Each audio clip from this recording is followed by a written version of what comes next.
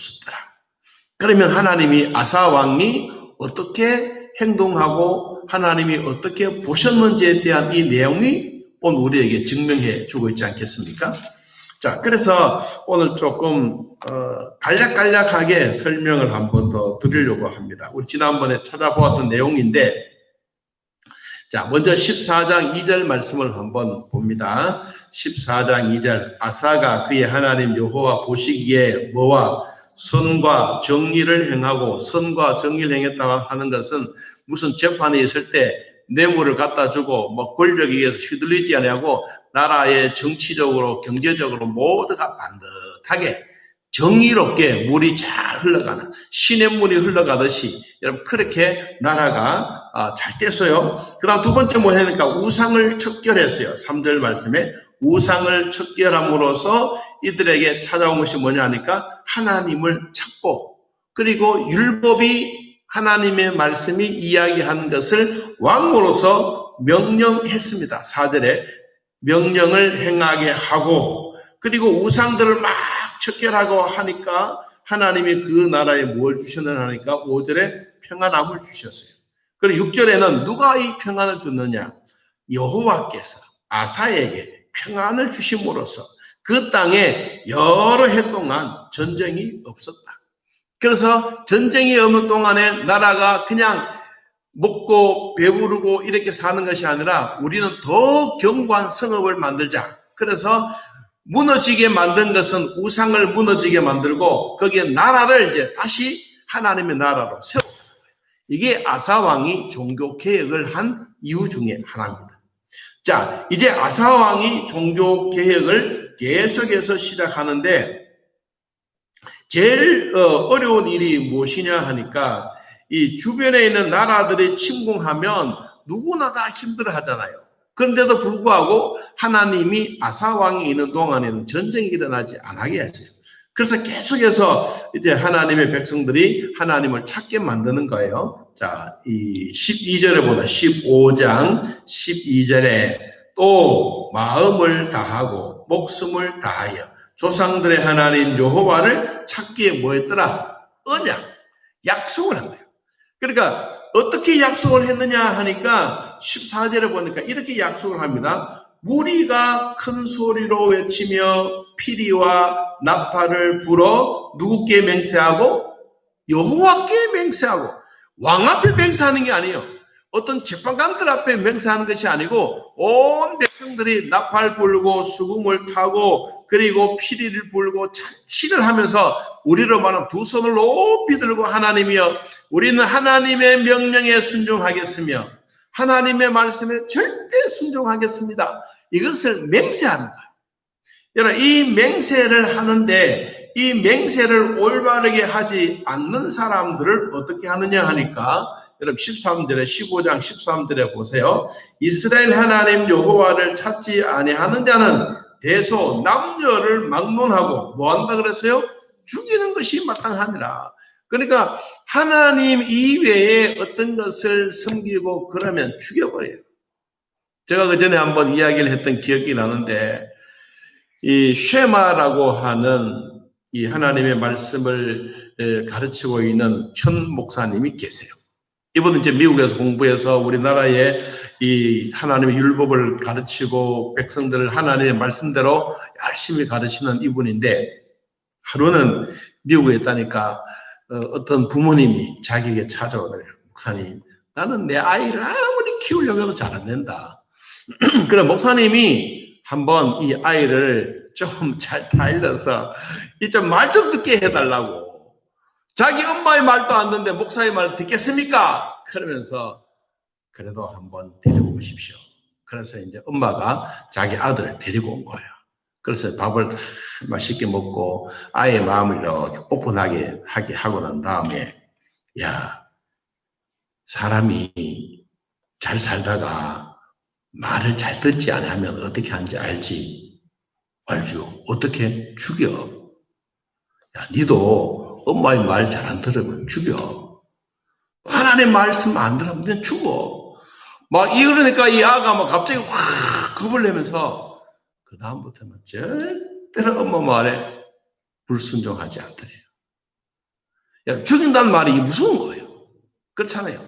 아사 왕도 하나님을 찾지 않으면 죽여버린다 그랬어요. 그러니까 백성들이 그 무서움 때문에 그런 것이 아니라 진짜 하나님을 찾게 된 거예요. 그래서 하나님 앞에 맹세하는 거예요. 어떻게 맹세합니까? 자, 15절에 온 유다가, 다시 말하면 온 남쪽 나라에 있는 백성들이 이 맹세를 슬퍼했습니까? 기뻐했더라. 그러니까 즐거운 마음을 한 거예요.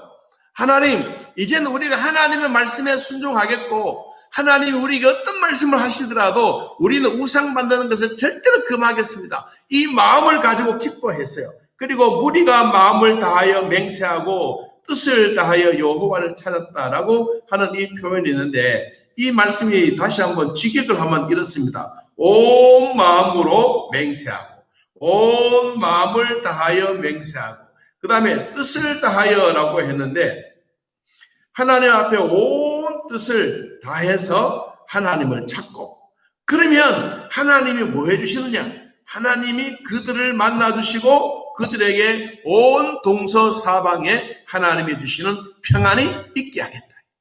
여러분, 대한민국 주변에는 모든 나라들이 한국을 잡아먹으려고 엄청나게 우는 사자처럼 으르렁거리고 있습니다. 여러분, 중국도 그렇지요. 일본도 그렇지요. 북한도 그렇지요. 러시아도 그렇지요.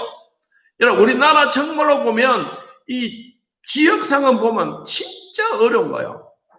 여러분, 그런데 미국 옆에 있는 쿠바, 조그마한 섬나라예요. 이 쿠바가 공산당이었어. 그런데 누가 막 물질적으로 지원해 주느냐? 배고프고 허덕이고 그러면 중국과 소련이 막 물자를 막 갖다 부어줬어요. 너희는 죽으면 안 된다. 그래서 왜 미국 코밑에 공산당이 이 쿠바 나라를 늘 미사일이나 우리를 막 핵폭탄 이런 것을 막 갖다 놓는 거예요. 그래서 미국이 무슨 큰 소리 치려고 하면 이 쿠바 대통령이 너희들이 한번 보자, 우리 한번 단추 한번 눌릴게 이러면 이제 미국도 막 겁을 내는 거예요. 이것을 이용하는 오늘날 북한이나 우리 남한이나 그 모습이 비슷한 거예요. 여러분, 대한민국이 이 중국이나 소련이나 이 거대국 앞에 살아가는 건 뭐예요? 북한이나 우리가 남과 북이 나누어져 있지만 나누어져 있는 이 자체 속에서 우리가 견디고 이기고 있는 것은 주변에 있는 사방에 있는 이런 나라들이 중요한 것이 아니라 지금까지도 우리 하나님은 우리나라를 사랑해 주셨기 때문에, 여러분, 우리 백성들이 하나님 앞에 기도하면 그 내용을 들으시기 때문에 우리 대한민국을 이와 같이 부흥하는 나라, 경제 대국에 여러분 10명의 나라에 어깨를 겨누게 된 것입니다. 이게 하나님이 주신 복이에요. 이게 사방으로 하나님이 쌓이게 하는 이 평안을 주시고 난 다음에 오늘 이제 가정에 대한 얘기를 하는 거예요. 아사 왕의 할머니 마아가가 아세라 가정한 목상을 만들었어요. 그래서 아사가 그 할머니를 태우의 자리에서 뭐 했습니까? 빼앗아버렸어. 내려오시오. 우리 족보에서 당신을 파내겠습니다. 이 말이에요. 우리 할머니는 내가 하는 일에, 하나님이 하는 일에 우상을 만들고 척결하고 이런 일에 할머니가 오히려 막 우상을 만들고 있으니까 당신은 회의 자리에서 내려오십시오. 끄집어 내리는 거예요. 야, 여러분, 이게 쉬운 일이 아니지 않습니까? 자, 끄집어 내려놓고 그의 우상을 찍고 빻아서 기드론 시내가에 가서 불살라 버렸어. 이것도 뭐 그냥 하겠습니까? 요사이 같다 그러면 카메라를 갖다 대고 방송을 갖다 대놓고 막 온 동서사방으로 막 퍼지게 만드는 이 어마어마한 이야기들을 성경에 또록또록하게 기록해 놓았다니까요. 여러분, 가정사에 대한 이야기를 하면서도 이 아사왕이 종교 개혁에 철두철미하게 했다. 그런데도 불구하고 하지 못했던 것이 뭐가 있느냐? 여러분, 17절에 보니까 산당은 이스라엘 중에서 제하지 아니하였으나, 또 이게 또 남아있는 거예요. 야, 여러분, 아무리 하려고 해도 숨어서 뭐 하면 이게 쉬운 게 아니지 않습니까? 가족을 정리한데도 불구하고 또 산당들이 다 하지 못했어. 그런데도 불구하고 아사의 마음이 일평생 하나님 앞에 온전했더라. 어떻게 하면 하나님의 마음을 기쁘시게 할까? 어떻게 하면 하나님이 좀 즐거워할까? 어떻게 하면 하나님이 정말로 행복해서, 어떻게 하면 내가 하나님 앞에 드려지는 음식을 통해서 하나님 맛있게 드실까? 이것만 생각하다 보니까 여러분 35년 동안 하나님이 주는 평안으로 살게 됩니다. 자, 가족들에 대한 이야기도 했어요. 그 다음 두 번째는 18절에 보니까 그가 또 그의 아버지가 구별한 물건과 자기가 구별한 물건, 은과 금과 그릇들을 어디에 갖다 드렸느냐? 하나님의 전에 갖다 드렸다. 우리로 말하면 11조의 개념이죠. 그냥 단순하게 뭐 있는 것 갖다 주는 게 아니고 구별해서 단순하게 하는 것이 아니라 성경 보니까 구별한 물건이에요. 구별한 물건. 아무나 갖다 주는 게 아니고 정말 하나님의 성전에 가지고 가는데 이것을 아주 귀하게 가져간 거예요. 저는 지금까지 우리 엄마에 대한 이야기를 한 번씩 합니다만 요사이 이제 추석이 돼가고 이제 감이 났을 때요. 감이 우리 집에 감나무가 세 그루가 있었어요. 근데 세 그루가 다 달라. 요사이 말하면 뭐 큰 이렇게 감, 그러면 일본 말하면 수술종 같은 요사이 단감 이런 종류가 있는데 그때 저보고 감을 따라갔어. 그것도 이제 제일 맛있는 감을 네가 나무에 올라가서 딸 수 있는 제일 좋은 맛있는 것을 따라. 그래서 나무에 올라갔어요. 올라가서 진짜 다 땄어. 땄더니만은 그 광주리 악스에 딱 놓고 난 다음에 엄마 그걸 앉는 거야. 앉는 건 뒤에 자전거를 딱 가자. 그래. 아니 어디 가요? 시장도 아닌데 목사님 집에 가자. 그럼 목사님 지금 의성 우리와의 거리는 한 10km 정도 자전거 타고 막 갔어. 근데 엄마의 마음에 그 감 들고 가는 그 마음이 즐거운 거예요. 요새 같으면 뭐 승력 타고 가겠지만 자전거 타고 가는데도 그 엄마에게는 그게 행복한 거예요. 그 목사님이 한번 대접해 보고 싶어 하는. 그럼 마늘 농사를 지으면 이렇게 막 골라요. 이게 뭘로 그래요? 그러면 목사님 드린다고. 진짜 마늘이 뭐 잘 농사가 잘 돼서 뭐 그런 것이 아니라 그 있는 것 중에 최고의 상품을 다 골라가지고 그래 또 안건 또 가면서 자전거 타고 가면서 흥얼흥얼 노래를 부르면서 가는 거야. 그 엄마의 마음은 그게 즐거운 거야.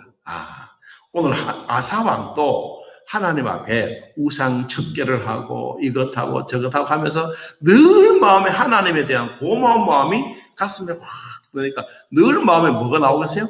찬송이 나오고 하나님을 어떻게 하면 더 가까이 지낼까 싶어 하는 그런 마음이 생겨지는 거예요.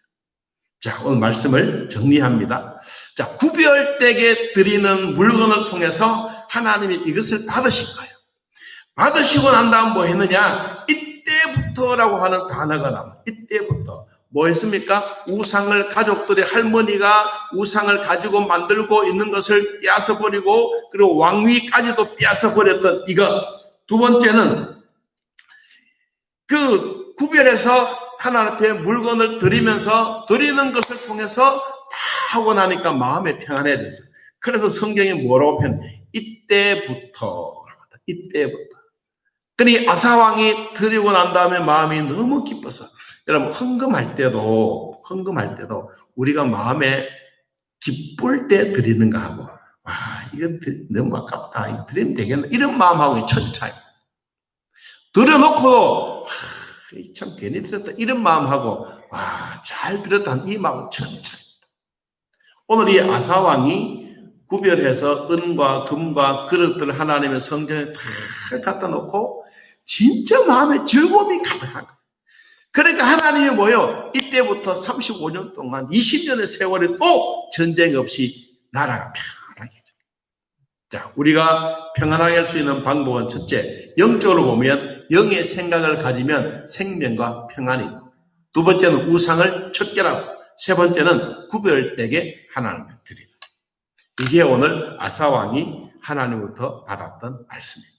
자, 오늘 우리들도 이 말씀을 내 마음에 되새기면서 일평생 하나님과 온전한 삶을 살고 하나님을 찾고 하나님의 말씀을 듣고 우리는 응답을 하고 실천을 하고 그러면 하나님이 늘 만나주십니다. 자, 저는 마지막으로 이 말씀을 드리고 싶어요. 자, 요사이 자주 말하는 이야기. 하나님의 심장. 예수님의 심장, 펄떡펄떡 떨리는 그 예수님의 심장의 소리를 오늘도 우리는 듣고 살자. 이 소리를 들으면 들을수록 우리 마음에는 감동과 위로와 평안이 있다. 이 마음이 자꾸 멀어지게 되면 하나님과의 거리도 멀어지게 되고 예수님의 심장의 소리, 펄떡펄떡 뛰는 소리가 내 가슴에 가까우면 가까울수록 하나님은 정말로 가까워지는 이런 은혜가 있으면 아사왕처럼 35년까지 다시는 전쟁이 없었더라. 다시는 질병이 없더라. 다시는 전염병이 없더라. 이 말씀을 우리 마음에 되새기면서도 오늘도 하나님부터 주시는 은혜가 우리 모두에게 임하기를